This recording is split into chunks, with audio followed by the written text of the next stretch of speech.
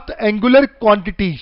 Angular quantities में सबसे पहले हमारे पास एंगुलर डिस्प्लेसमेंट आती है, थीटा से रिप्रेजेंट किया जाता है। अगर कोई ऑब्जेक्ट सर्कुलर पाथ पे मूव कर रहा है तो राइट हैंड रूल यूज किया जाए तो आप देख सकते हैं the thumb will point out along direction of axis of rotation. जहां से पता चलता है कि एंगुलर डिस्प्लेसमेंट की डायरेक्शन हमेशा क्या होगी, अलोंग एक्सिस ऑफ रोटेशन।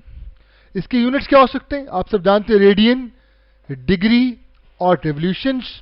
ये वही एंगुलर डिस्प्लेसमेंट है जिसे हम चैप्टर नंबर 1 में प्लेन एंगल का नाम दे रहे होते हैं। इसके लिए फॉर्मूला वही होगा, S equal to are theta. तो थीटा हमारे पास आ गया S ओवर आर। ये एक डायमेंशनलेस क्वांटिटी है, सप्लीमेंट्री फिजिकल क्वांटिटी, आप सब जानते हैं। Plane angle 1 revolution 2 pi radian के बराबर होता है। इसको 360 डिग्री भी कहते हैं। डिफरेंट क्वेश्चन बन सकते हैं। रेडियन जो हमारे पास होता है 1 radian is equal to 57.3 degree होगा, और 1 डिग्री क्या होगा, 1 ओवर 57.3 रेडियन होगा। इसी तरह से हम यहां से कैलकुलेट कर सकते हैं दैट हमारे पास 1 डिग्री इसके बराबर है 1 ओवर 57.3 को सॉल्व करें तो 0.0174 रेडियन। तो ये डिफरेंट क्वेश्चंस आपसे पेपर में पूछे जा सकते हैं। दूसरी एंगुलर क्वांटिटी हमारे पास आती है एंगुलर वेलोसिटी, जिसको ओमेगा से रिप्रेजेंट किया जाता है। फॉर्मूला क्या होगा, rate of change of angular displacement. Direction इसकी भी क्या होगी, अलोंग एक्सिस ऑफ रोटेशन। तो याद रखिएगा तमाम एंगुलर क्वांटिटीज की अगर वो वेक्टर है they have the same direction along axis of rotation. इसका यूनिट क्या होगा, रेडियन पर सेकेंड होगा। अब हम जानते हैं कि फोर्स जब किसी ऑब्जेक्ट पर लगती है तो उसमें एक्सलेशन प्रोड्यूस करती है। ये तो लीनियर इक्वेशन हो गई है। अगर मैं इसको ट्रांसलेट करूं एंगुलर में तो आप सब जानते हैं मास की जगह आएगा मोमेंट ऑफ इनर्शिया, एक की जगह एंगुलर एक्सलेशन अल्फा जो हम अभी देखने जा रहे हैं, एंगुलर एक्सलेशन अल्फा। तो एफ की जगह क्या आएगा, तो याद रखिए दैट इज टॉर्क। तो जो रोल लीनियर मोशन में फोर्स प्ले कर रही होती है वो यहां पे टॉर्क प्रोड्यूस कर रहा होता है। तो यहां पे बड़ा important point that angular acceleration is the rate of change of angular velocity। इसकी direction along axis of rotation या along torque होगी। यूनिट क्या होंगे, रेडियन पर सेकंड स्क्वायर। यही बात मैंने आपके लिए लिखी, F is equal to M A. इसको अगर मैं ट्रांसफॉर्म करूं एंगुलर में तो tau is equal to I alpha आ जाएगा। बड़ा इंपॉर्टेंट पॉइंट याद रखिएगा, अगर ओमेगा कांस्टेंट हो, अगर कोई ऑब्जेक्ट सर्कुलर पाथ पे कांस्टेंट एंगुलर स्पीड से मूव कर रहा तो उसकी एंगुलर वेलोसिटी में जो चेंज होगा वो क्या होगा, जीरो होगा। चेंज जीरो होगा तो एंगुलर एक्सलेशन जीरो होगी, यानी क्या जीरो होगा, टॉर्क। इसका मतलब पता ही चला, यहां पे बड़ा इंपॉर्टेंट कॉन्सेप्ट आइए स्टूडेंट्स डेवलप करते हैं कि अगर कोई हमसे पूछे कि बताइए, सपोज करें अर्थ को मैं एक इनर्शियल फ्रेम ऑफ रेफरेंस मान लेता हूं और अर्थ आप सब जानते हैं एंटी क्लॉकवाइज डायरेक्शन में रोटेट करती है अराउंड इट्स ओन एक्सिस। अगर वो पेपर में हमसे क्वेश्चन ये कहे कि suppose earth is an inertial frame of reference, जिससे मुराद ये है कि अर्थ की एंगुलर स्पीड क्या हो गई है, वो कांस्टेंट है, तो बताइए उसमें टॉर्क क्या होगा। तो बच्चे अक्सर फॉरन एंटी क्लॉकवाइज टिक करते हैं। याद रखिए बच्चों, अगर तो वो कांस्टेंट एंगुलर स्पीड से मूव कर रहा है तो ऑब्जेक्ट में सिर्फ रोटेशन है, टॉर्क नहीं है। तो यहां से आज एक कॉन्सेप्ट बनाओ कि हर रोटेशन में टॉर्क हो, ये जरूरी नहीं होता। तो हर रोटेशन में टॉर्क नहीं होगा। किस रोटेशन में टॉर्क होगा, जिसमें एंगुलर स्पीड या ज्यादा हो रही हो या कम हो रही हो। आइए नेक्स्ट स्लाइड की तरफ चलते हैं। कुछ इंपॉर्टेंट रिलेशन हम लोग देखने जा रहे हैं लीनियर और एंगुलर क्वांटिटीज के। S is equal to are theta हम बहुत दफा हर चुके हैं। इस तरह V is equal to are omega और A is equal to R alpha. अब यहां पे इस इक्वेशन में ये जो ए है ना, A is equal to R alpha, ये जो एक्सलेशन है, ये कौन सी एक्सलेशन है, ये सेंटीपिटल एक्सलेशन नहीं है, बल्कि ये क्या है, rather it is tangential acceleration. ये टेंजेंशियल एक्सलेशन है जो अभी थोड़ी देर बाद मैं आपको इसको करवाऊंगा। या एक काम करते हैं, हम यहीं पर टेंजेंशियल एक्सलेशन वाला बड़ा इंपॉर्टेंट क्वेश्चन भी कर लेते हैं। ये बड़ा ही फेमस क्वेश्चन है, a turning point in the life of your concepts, which of the following accelerations basically responsible for the production of torque.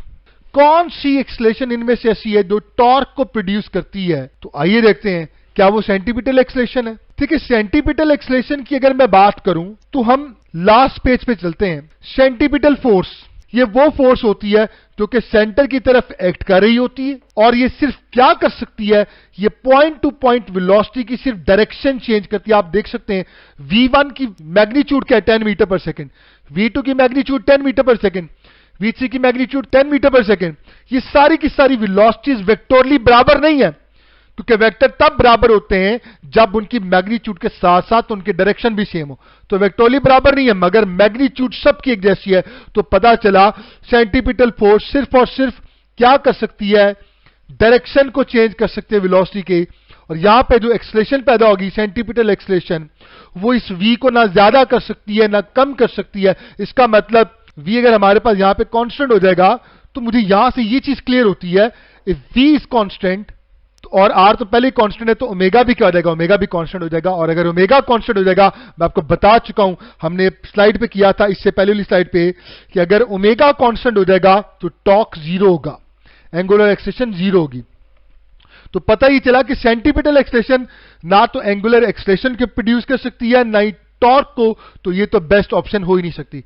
अब इन दोनों में टाई पड़ने वाला, टेंजेंशियल एक्सेलरेशन और एंगुलर एक्सेलरेशन। बच्चे क्या करते हैं, बच्चे अक्सर एंगुलर एक्सेलरेशन को टिक करते हैं क्योंकि tau is equal to I alpha से वो ये समझते हैं अल्फा जो है वो प्रोड्यूस होगा तो टॉर्क प्रोड्यूस होगा। तो यहां पे बड़ा अहम नुक्ता ये है जो आपने याद रखना है कि कीवर्ड है basically responsible for.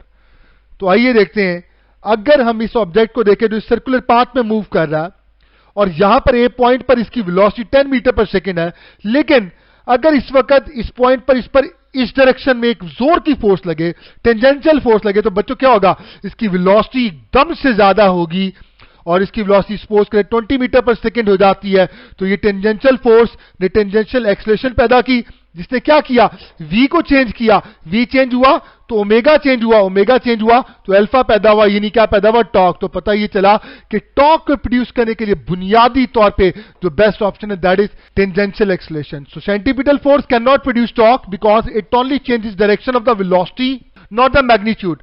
It means that centripetal acceleration cannot be held responsible for the production of torque. Now to produce torque, see the diagram. मैंने भी डायग्राम आप सबके सामने एक्सप्लेन कर दी, we have gone through this one। और हम देखते हैं when जब टेंजेंशियल फोर्स लगती है x upon point A, then it increases magnitude of the velocity from say 10 meter per second to 20 meter per second।